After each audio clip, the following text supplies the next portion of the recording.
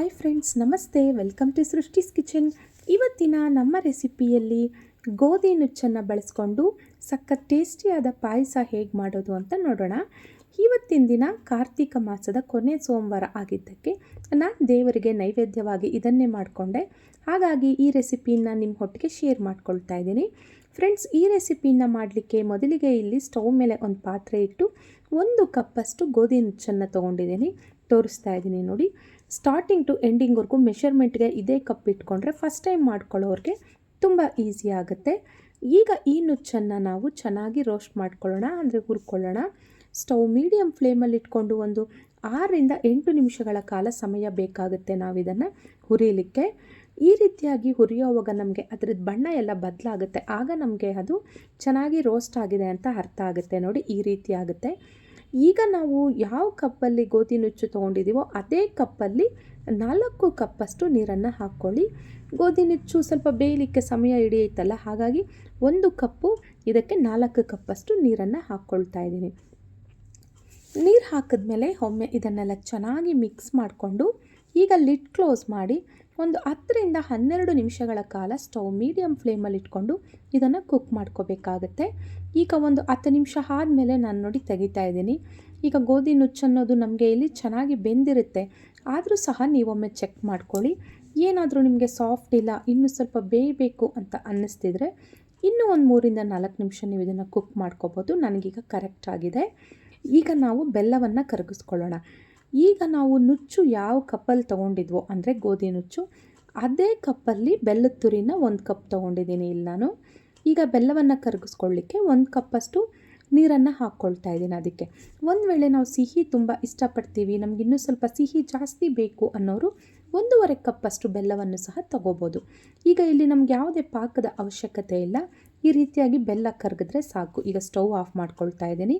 Stove off ಮಾಡಿಕೊಂಡು ಈಗ ಈ ಬೆಲ್ಲದ ನೀರನ್ನು ಗೋಧಿ ನುಚ್ಚಿಗೆ ಸೇರಿಸ್ಕೊಳ್ಳೋಣ.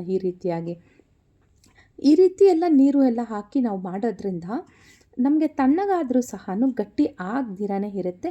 ಕೊನೆಯಲ್ಲಿ ಹೇಗಿದ್ದರೂ 1 ಗ್ಲಾಸ್ ಹಾಲು ಹಾಕ್ತೀವಿ. ಸೊ ಹಾಗಾಗಿ ಈ ಪಾಯಸ ತಣ್ಣಗಾದ್ರೂ ಗಟ್ಟಿಯಾಗಿ ಇರೋದಿಲ್ಲ. ಈಗ ಬೆಲ್ಲದ ನೀರನ್ನು ಹಾಕಿದ್ಮೇಲೆ ಒಮ್ಮೆ ಚೆನ್ನಾಗಿ ಎಲ್ಲ ಮಿಕ್ಸ್ ಮಾಡಿಕೊಂಡು ಸ್ಟವ್ ಲೋ ಫ್ಲೇಮಲ್ಲಿ ಇಟ್ಕೊಂಡು ಒಂದು 2 ನಿಮಿಷ ಕುದಿಸ್ಕೊಳ್ಳಿ. ಆನಂತರ ಡ್ರೈ ಫ್ರೂಟ್ಸ್ನ ತುಪ್ಪದಲ್ಲಿ ಹುರ್ಕೋಬೇಕು. ಈಗ ಸ್ಟವ್ ಮೇಲೆ ಚಿಕ್ಕದೊಂದು ಬಾಣಲಿ ಇಟ್ಟು 2 ಸ್ಪೂನಷ್ಟು ಇಲ್ಲಿ ತುಪ್ಪನ ಹಾಕ್ಕೊಳ್ತಾ ಇದ್ದೀನಿ. ತುಪ್ಪ ಚೆನ್ನಾಗಿ ಇಲ್ಲಿ ಬಿಸಿ ಆದಮೇಲೆ ಒಂದು 8ರಿಂದ 10 ಗೋಡಂಬಿಗಳನ್ನು ಇದಕ್ಕೆ ನಾನು ಸೇರಿಸ್ಕೊಳ್ತಾ ಇದ್ದೀನಿ. ಮೊದಲು ಗೋಡಂಬಿ ಹಾಕಿ ಫ್ರೈ ಮಾಡ್ಕೊಂಡಿದ್ದ ನಂತರ ಆನಂತರ ಇದಕ್ಕೆ ನಾನು ಬಾದಾಮಿನ ಪೀಸಸ್ ಆಗಿ ಕಟ್ ಮಾಡಿಟ್ಟಿದ್ದೆ. ಈ ರೀತಿಯಾಗಿ ಅದನ್ನು ಹಾಕ್ಕೊಂಡು ಒಣ ದ್ರಾಕ್ಷಿ ಸ್ವಲ್ಪ ಸೇರಿಸ್ಕೊಂಡು ಒಳ್ಳೆ ಬಣ್ಣ ಬರೋವರೆಗೂ ಇದನ್ನು ಚೆನ್ನಾಗಿ ಫ್ರೈ ಮಾಡಿಕೊಂಡು ಸ್ಟವ್ ಆಫ್ ಮಾಡ್ಕೊಳ್ಳಿ. ಆನಂತರ ಇದನ್ನು ತುಪ್ಪದ ಸಮೇತನೂ ಈ ಗೋಧಿ ನುಚ್ಚಿನ ಪಾಯಸದ ಹೊಟ್ಟಿಗೆ ಇದನ್ನು ಸೇರಿಸ್ಕೊಳ್ಳಿ. ಒಳ್ಳೆ ಘಮ ಬರುತ್ತೆ ಈ ತುಪ್ಪ ಎಲ್ಲ ಹಾಕೋದ್ರಿಂದ. ಈಗ ಇದಕ್ಕೆ ಸೇರಿಸಿದ ನಂತರ ಒಮ್ಮೆ ಚೆನ್ನಾಗಿ ಎಲ್ಲ ಮಿಕ್ಸ್ ಮಾಡ್ಕೊಳ್ಳಿ.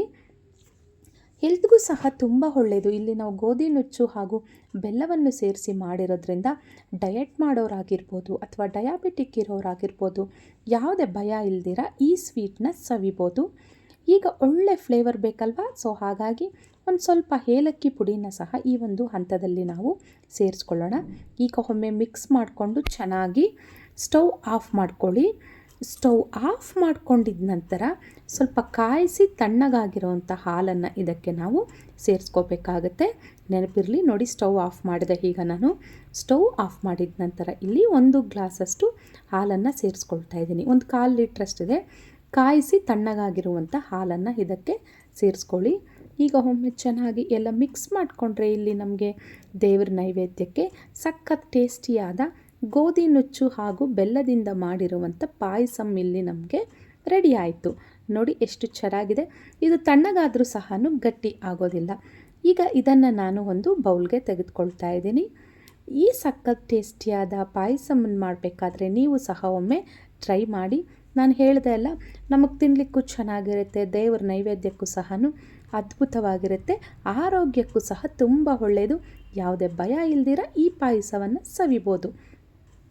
ಫ್ರೆಂಡ್ಸ್, ಈ ರೆಸಿಪಿ ನಿಮಗಿಷ್ಟ ಆಗಿದ್ದಲ್ಲಿ ನನ್ನ ಚಾನಲ್ಗೆ ಒಂದು ಲೈಕ್ ಮಾಡಿ, ಶೇರ್ ಮಾಡಿ, ಸಬ್ಸ್ಕ್ರೈಬ್ ಮಾಡಿ. ಮುಂದಿನ ವಿಡಿಯೋದಲ್ಲಿ ಮುಂದಿನ ರೆಸಿಪಿಯೊಟ್ಟಿಗೆ ನಾವು ಭೇಟಿಯಾಗೋಣ. ಅಲ್ಲಿಯವರೆಗೂ ಎಲ್ಲರಿಗೂ ಶುಭ ದಿನ.